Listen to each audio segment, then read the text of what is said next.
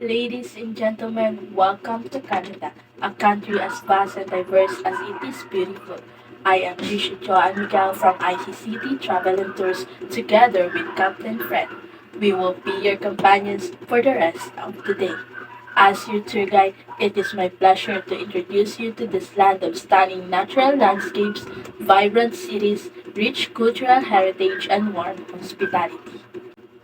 From the rugged coastlines of the Atlantic provinces to the majestic Rocky Mountains of the West, Canada offers a tapestry of experiences that will captivate your senses and leave you in awe. Whether you're here to explore our bustling metropolis, indulge in our world-class cuisine, or immerse yourself in the tranquility of our wilderness, Canada promises something unforgettable for every traveler. As we embark on our journey, we want to ensure you are prepared for any unforeseen circumstances. I am equipped with an emergency kit containing essentials such as first aid supplies, emergency contact information, and safety instructions. Your safety is our priority, so please familiarize yourselves with the emergency procedures outlined for your comfort and security. Now let's do the head count. 1, 2, 3, 20. Wow, seems that we're already complete. So sit back, relax, and get ready to discover the wonders of this incredible country. Welcome to Canada, where adventure meets opportunity and every journey is an experience of a lifetime. Canada is a popular tourist destination for many reasons. Firstly, it is a huge country with a diverse landscape including mountains, forests, and oceans. Secondly, it is home to some of the world's most friendly and welcoming people.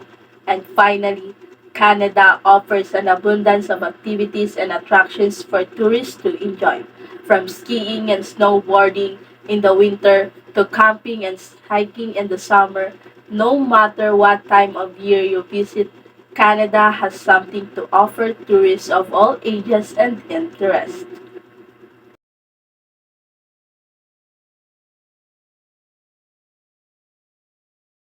Vancouver, Canada. Vancouver is a vibrant city located on the west coast of Canada, nestled between the Pacific Ocean and the Coast Mountains.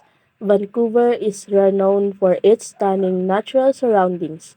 The city is surrounded by water with picturesque harbors, beaches like Kitsilano in English Bay, and the famous Stanley Park, a massive urban park that offers scenic views, walking trails, and even a seawall perfect for cycling.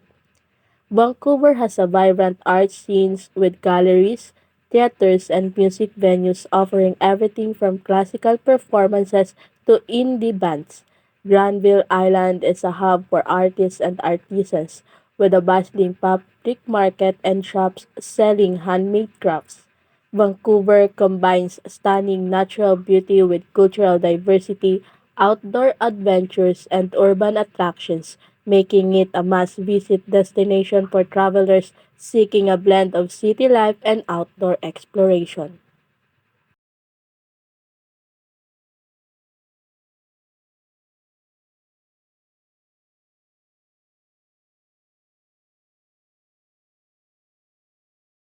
Toronto is the largest city in Canada and the capital of the province of Ontario. Toronto is one of the most multicultural cities in the world, with over 50% of its population born outside of Canada.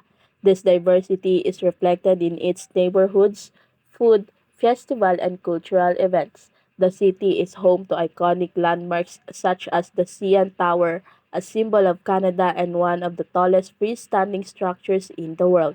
Visitors can enjoy panoramic views from the tower's observation deck. Sports enthusiasts can catch a game at the Scotiabank Arena, home to the Toronto Maple Leafs and the Toronto Raptors. The city also hosts major sports events and has extensive recreational facilities. Food lovers will enjoy Toronto's culinary scene, which reflects its multiculturalism.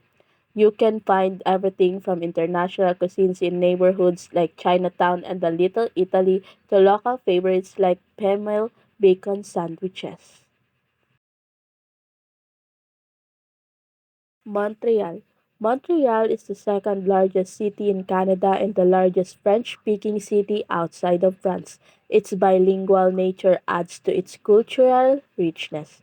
The city boasts a blend of historic architecture and modern skyscrapers. Old Montreal is famous for its cobblestone streets, historic buildings, and Notre Dame Basilica, a stunning example of Gothic Revival architecture. Montreal is known for its vibrant art scene, including the Montreal Museum of Fine Arts and numerous galleries. It hosts several festivals throughout the year, such as the Montreal International Jazz Festival and Jazz for Laughs Comedy Festival, attracting visitors from around the world. The city offers excellent shopping opportunities from upscale boutiques on St. Catherine Street to quirky shops in the Mile End District.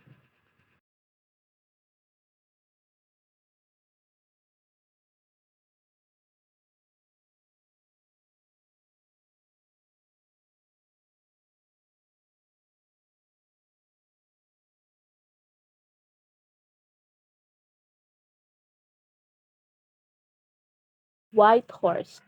Whitehorse, located in Canada's Yukon Territory, is a charming and picturesque city known for its rugged wilderness, rich history, and vibrant community. Surrounded by the stunning wilderness of the Yukon, Whitehorse offers breathtaking views of mountains, forests, and the winding Yukon River. The city itself is nestled amidst this natural beauty, providing numerous outdoor recreational opportunities year-round. Whitehorse embodies the spirit of the North. It's a hub of cultural activities with art galleries, museums, and cultural centers celebrating the indigenous heritage and history of the area. Whitehorse is a paradise for outdoor enthusiasts. In summer, visitors can enjoy hiking, fishing, canoeing, and wildlife viewing. In winter, the city transforms into a winter wonderland, offering activities like dog sledding, ice fishing, and northern lights viewing due to its prime location under the Aurora Oval. Whether you're interested in exploring northern culture, immersing yourself in breathtaking landscapes, or seeking thrilling outdoor adventures, Whitehorse offers a unique and memorable experience in Canada's rugged north.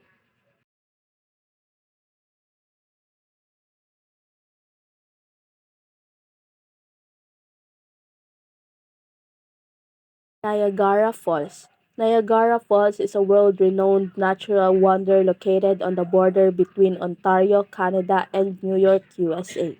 Niagara Falls is famous for its awe inspiring waterfalls. The falls consist of three separate waterfalls: the Horseshoe Falls, the American Falls, and the Bridal Veil Falls. Witnessing the powerful rush of water cascading over the cliffs is a breathtaking sight. The falls themselves are the main attraction, offering various viewpoints and experiences. You can view them from observation towers, take boat tours like the Maid of the Mist, or even experience them from above on helicopter tours. The area has a rich history influenced by indigenous peoples and later European settlers. There are historical sites like Old Fort Niagara and museums that explore the history and geology of the falls.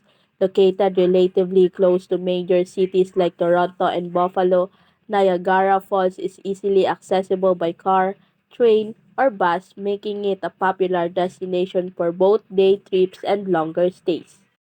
Niagara Falls offers a blend of natural beauty, iconic landmarks, cultural richness, and a variety of activities, making it a must visit destination for travelers seeking both awe inspiring natural wonders and recreational opportunities. Beyond winter sports, Whistler is a paradise for outdoor activities throughout the year. In the warmer months, visitors can enjoy hiking mountain, biking on numerous trails, zip lining through the forest, or exploring on ATV tours. Lakes and rivers nearby offer opportunities for canoeing, kayaking, and fishing. Nestled in the coast mountains, Whistler's surroundings are characterized by majestic peaks, lush forests, and crystal clear lakes. The Whistler village itself is a pedestrian-friendly alpine village with charming cobblestone street, boutique shops, and a variety of restaurants and cafes. Whistler is easily accessible for both domestic and international visitors. The resort town offers a range of accommodations from luxury resorts to cozy cabins, ensuring there's something for every traveler's preference and budget.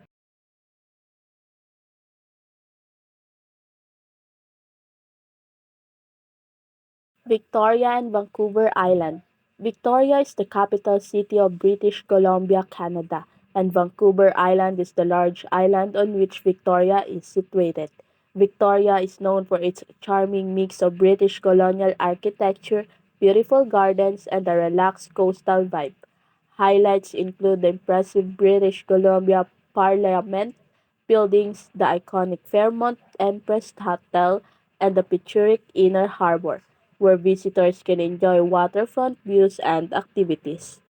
From Victoria, visitors can take scenic ferry rides to explore other parts of Vancouver Island, such as the quaint town of Sydney, the surfing beaches of Tofino, or the charming Gulf Islands. Victoria also offers a range of cultural experiences from art galleries and theaters to live music performances and festivals throughout the year. Visiting Victoria and exploring Vancouver Island provides a unique blend of a natural beauty, cultural richness, and outdoor activities, making it a memorable destination for travelers seeking relaxation and adventure.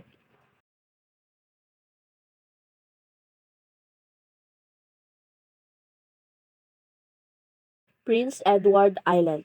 Prince Edward Island is a charming island province located on the east coast of Canada. Prince Edward Island is the smallest province in Canada, known for its picturesque landscapes of rolling hills, fertile farmland, and stunning red sandstone cliffs.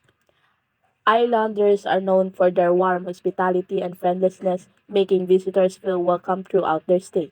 Prince Edward Islands offers a unique blend of natural beauty, cultural richness, and a relaxed pace of life, making it a delightful destination for tourists seeking both tranquility and adventure. Charlottetown is both the capital city and the largest city on the island. It's known for its historic architecture and vibrant art scene. The island is renowned for its seafood, particularly fresh lobsters and mussels. Visitors can enjoy culinary experiences at local restaurants and seafood shacks. PEI offers numerous outdoor activities such as cycling along the Confederation Trail, golfing at world-class courses, and exploring the island's beautiful beaches, including the popular Cavendish Beach.